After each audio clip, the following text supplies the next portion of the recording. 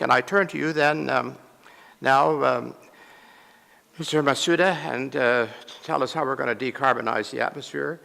And are you going to talk about solar radiation management too? Good. Okay. Thanks. Thank you, Don, and very nice to work with you again. I really enjoyed your leadership at the OECD many years ago. Let me start with my presentation. I just put 5 titles of me. I have actually another job to do. Why I pursue 5 jobs at the same time? Just make my wife happy after my retirement because the pension fund is collapsing in Japan. But quite interesting, along with all these 5 or 6 jobs, there is one keyword coming to my mind always, that is technology. Maybe technology is a solution to all the problems we face about anything climate change. That's why I'm here. Starting with short life of human in association with energy, we've been through, over the last 1 million years, several phases of revolution. The first one is catching fire, then moving on to several stages, including coal, oil and electricity, more recently nuclear on the eve of World War II. Now we are getting into a completely different phase of decarbonizing revolution just because of climate change. That's where we are.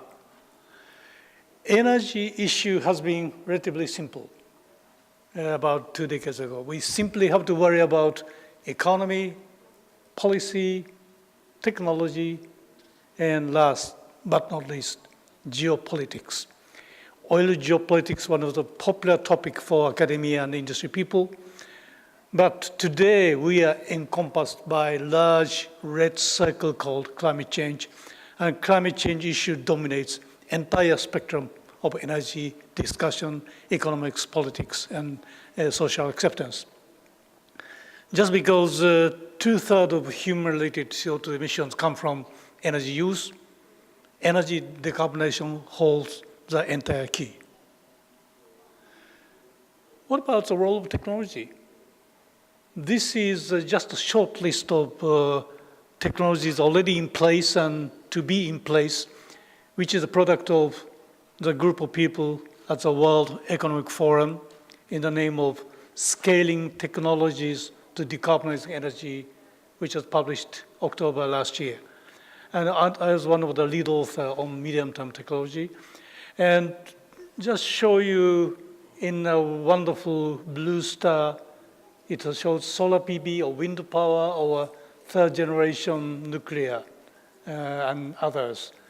Those are already in place doing a big role, but the world is not enough with those technologies. So other technologies to be on the commercial scale in 15 years from now are shown on a long wave climbing up to the right. Advanced battery is one of the most important things to be on the horizon, and also next generation power electronics and advanced geothermal or large-scale ocean power, large-scale offshore wind power. Actually, Japanese government is launching a big project offshore of Fukushima, where they suffered from nuclear accident in 2011. They are building huge offshore wind power demonstration plant as big as 7 megawatt by 1 unit with wingspan diameter 164 meter and height is 105 meter height. They're going to install all this scale of wind power in numbers in a few years to come to make it 2 to 3 gigawatts power generation station in place of Fukushima Daiichi and Daini nuclear power stations. And also, as Don and Ladiselle mentioned, carbon capture and storage and carbon utilization should be in place before it's too late, because there is no way to tame the use of fossil fuels in line with climate initiatives. Cost is still high, but there's a very aggressive initiatives all over the world, and roughly 80 large-scale demonstration plant or commercial plant already in place.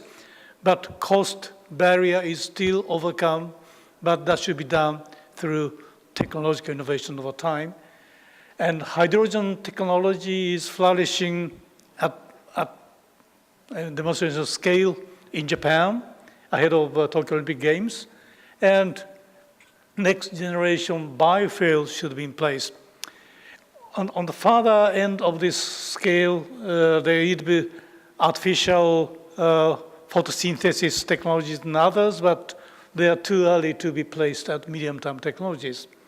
What is important here is those technologies are already identified and foreseen, but what is hiding behind is technologies yet to surface. This is the most important point of my presentation today, a bit later.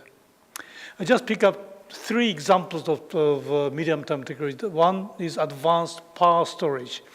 Power storage is a real key to fully utilize intermittent renewable technologies like wind and solar. But somehow the development of storage is irritably slow to my knowledge, partly because it is chemical reactions which cause all these power generations. It's very hard to control and very hard to detect by human knowledge still yet. But because of increased investment and race towards better battery, I think the problem could be solved in a matter of decades or so from now. And power storage could be very easily affordable by any people, even in Africa or deep part of Asia. I just picked up 2 examples, lithium sulfur battery by US DOE and lithium air battery by AIST Japan, but they could be more like zinc air and others competing for the excellence. Next one is next generation power electronics. This is not for common knowledge probably. This is only for electronic technicians. But this is interesting because any electricity supplied should be converted in terms of voltage, current, and frequency by using semiconductors. It's called converters, inverters, but they themselves consume a lot of energy. This is a very big problem, and conversion efficiency should be dramatically improved to make electricity more useful. We are living in the world of electrification. Two technologies, silicon carbide, SiC, and gallium nitride. Gallium nitride is famous for blue LED, which gave Nobel Prize to 2 Japanese professors. And if we use those new devices, the conversion efficiency could be improved by 6-fold or 10-folds immediately. But technology is still yet to be commercialized. It may take another several years, but once they are in place, the world can save, for example, in year 2023, if they install all these things through converters and computers, routers, the world can save total energy consumption by Japan in a year. The scale is that big. So this should be the focus of heavy investment by companies and governments. Last one is advanced nuclear reactors. Nuclear is very important. A lady from Romania will explain the exchange of nuclear, but let me point out the large-scale nuclear power plants now in place is, in a way, too large. In terms of security, safety requirements is getting more and more expensive, and lead time is long, and political, social perception is something lingering on that. So we are thinking of small modular reactors that we produce prefabricated in a factory, they transported slowly overnight and installed quietly in a more small space. And battery on the right side could be buried mostly under the ground. It's safe even from the airborne attack by terrorist rockets. So, and it has better waste profile as well. For example, the company can produce fuels at factory, and in a cartridge, bring it, insert into the system. When lifetime is over, take it out and bury it under the ground directly. So in terms of non-proliferation, it has a better scope. But two downside. There's yet no serious investors to invest in this technology on pilot phase, demonstration phase. And also, if they produce this commercially, the order should be in order of several hundreds units per module. Otherwise, it doesn't make economic sense. It has the downside as well.